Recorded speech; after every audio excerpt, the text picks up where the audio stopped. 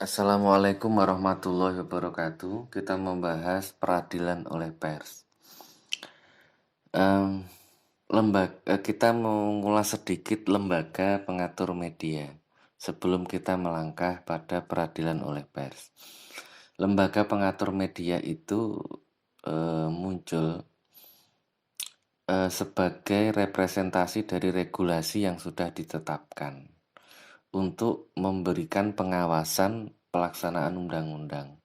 Regulator dalam regulasi media itu bisa beberapa kita sampaikan tersebut terdiri dari satu undang-undang pers itu melahirkan Dewan Pers. Kemudian ada undang-undang penyiaran yang melahirkan Komisi Penyiaran Indonesia di tingkat pusat dan Komisi Penyiaran Indonesia Daerah untuk daerah. Undang-undang ITE melahirkan Badan Standarisasi Transaksi Elektronik. Undang-undang Telekomunikasi melahirkan pengawasnya, Badan Regulasi Telekomunikasi Indonesia. Undang-undang Hak Cipta melahirkan Dewan Hak Cipta, Undang-undang Perfilman melahirkan Lembaga Sensor Film, dan Undang-undang Keterbukaan Informasi Publik itu melahirkan Komisi Informasi. Nah, ini menunjukkan bahwa undang-undang atau regulasi itu melahirkan regulator yang melakukan pengawasan pelaksanaan undang-undang. Termasuk di dalamnya adalah agar tidak terjadi penyimpangan-penyimpangan dari produk media yang ada. Produk media yang tidak bertentangan dengan undang-undang atau regulasi yang berlaku. Nah, contoh hal-hal yang tidak dibenarkan adalah trial by the pers, penghakiman oleh pers. Karena esensinya hukum itu ada, itu agar kita takut atau agar kita terlindungi. Nih, saya ulangi nih. Ini trial by the pers ya. Sebelum kita memahami itu kuncinya pokok kita pahami dulu. Bahwa hukum itu ada agar kita takut atau agar kita terlindungi. Kita diwajibkan memakai helm, itu kita takut agar kena polisi gitu. Logikanya gitu. Atau karena kita takut ditilang. Kita pakai helm karena kita takut polisi atau kita takut ditilang. Nah, atau kita berhenti pada saat lampu merah itu karena kita takut pada polisi atau kita ingin melindungi diri dari ancaman-ancaman seperti kecelakaan. Oke, ketemu ya. Maka kemudian hukum itu harusnya melindungi tersangka, pelaku dari penyakit jahat dan melindungi dirinya dari penyakit-penyakit jahat, penyakit sosial, maupun bagi masyarakat itu merasa aman dalam berkehidupan, dalam bersosial, itu ya. Nah, kemudian trial by the pers, kita masuk memahami, kita sudah paham tentang hukum itu. Nah, saya katakan begini, trial by the pers itu memvonis pemberitaan yang memvonis yang tidak melihat azas praduga tak bersalah, termasuk hak jawab, hak tolak dari orang lembaga yang terlibat ikut atau terkait dalam pemberitaan. Pasal 5 Undang-Undang RI 4099 tentang pers.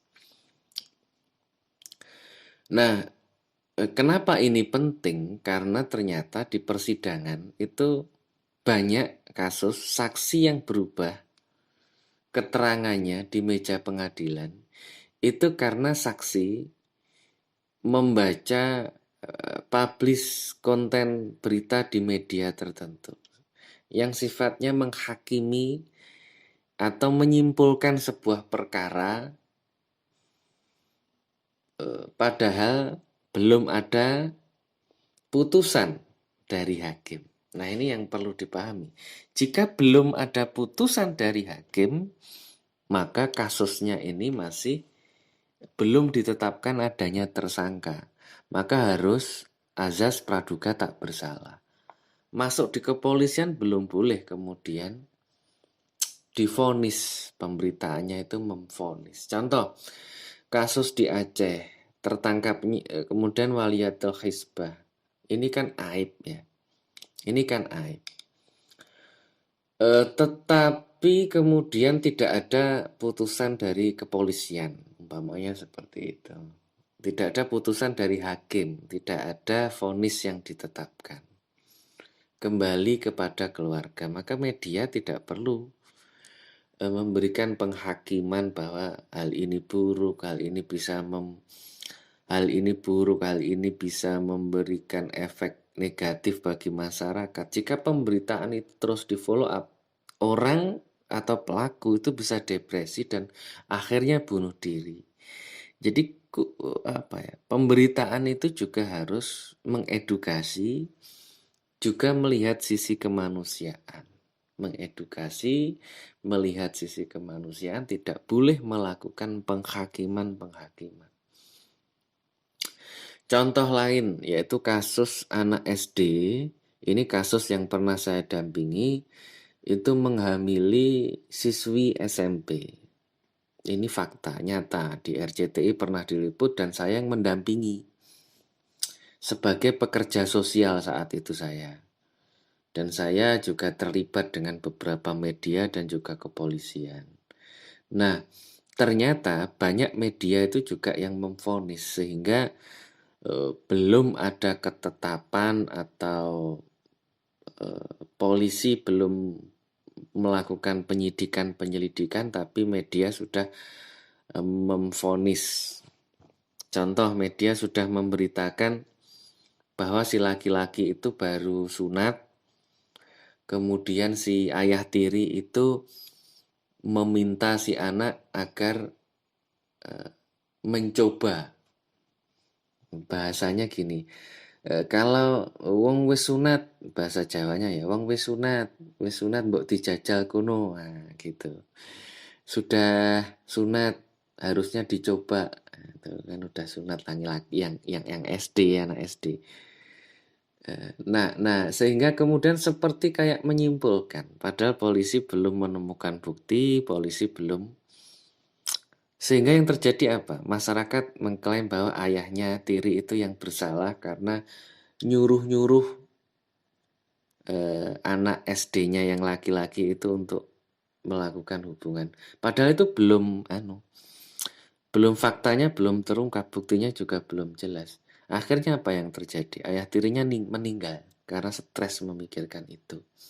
Nah, ini efek-efek dari trial by pers yang harus teman-teman perhatikan. Dan ini fakta, teman-teman boleh ngecek. Kasus SD menghamili siswa SMP dicek di Google itu banyak muncul. Nama saya juga muncul. Nah, maka jika peradilan oleh pers ini dilakukan terus-menerus, maka akan mencederai peradilan yang fair, yang adil, free, yang imparsial, yang tidak memihak. Sehingga tidak kondusif dan mempengaruhi putusan hakim yang bisa menjerumuskan pers pada tuntutan pidana. Nah, ini yang harus kemudian diperhatikan.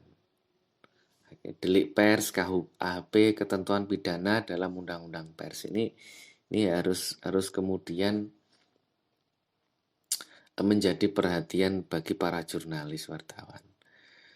Ada pasal 281 RUKHP ya, RKUHP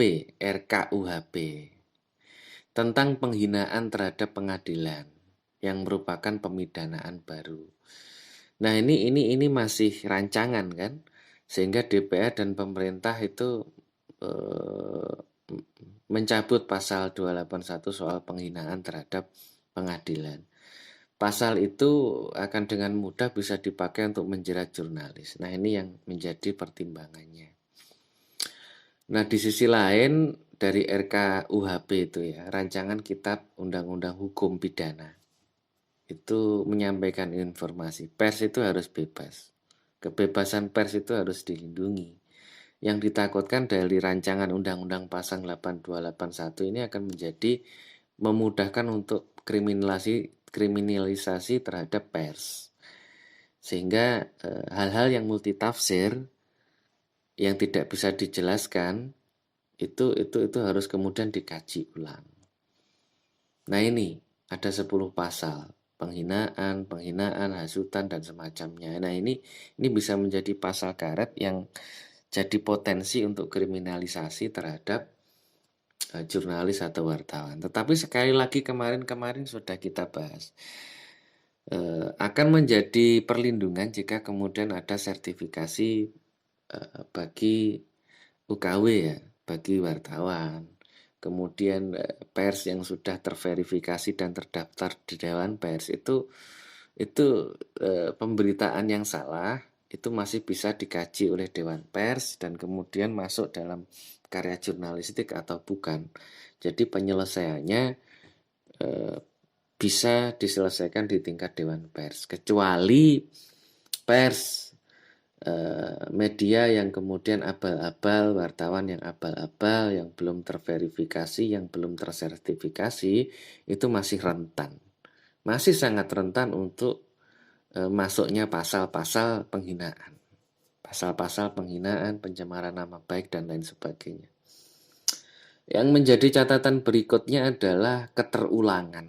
Kalau dalam pasal 11 ayat 12 untuk di versi kasus anak itu kalau mencuri satu kali diversi selesai, dimaafkan, dikembalikan ke keluarga. Nah, dalam hal pemberitaan, kemungkinan itu juga ada. Jadi jika ada blog atau itu yang memberitakan salah atau keliru dalam menulis berita, informasi, maka itu mungkin masih bisa difahami untuk satu kali ya. Tapi kalau kemudian sudah berkali-kali itu bisa menjadi ancaman dan delik karena kan ada titik kesengajaan di situ. Nah, ini yang harus menjadi perhatian untuk media-media yang belum terverifikasi, jurnalis-jurnalis yang belum tersertifikasi, yang dalam tanda kutip profesionalismenya masih dipertanyakan, itu harus benar-benar hati-hati dalam menulis informasi, melakukan liputan, mencari berita, melakukan filter ya, seleksi berita sampai kepada produk bahkan distribusi karya jurnalistik yang dia punya. Nah, teman-teman, yang terakhir kira-kira contoh peradilan oleh pers yang teman-teman temui, fakta di lapangan atau liputan di media itu seperti apa? Teman-teman jelaskan secara singkat. Terima kasih. Assalamualaikum warahmatullahi wabarakatuh.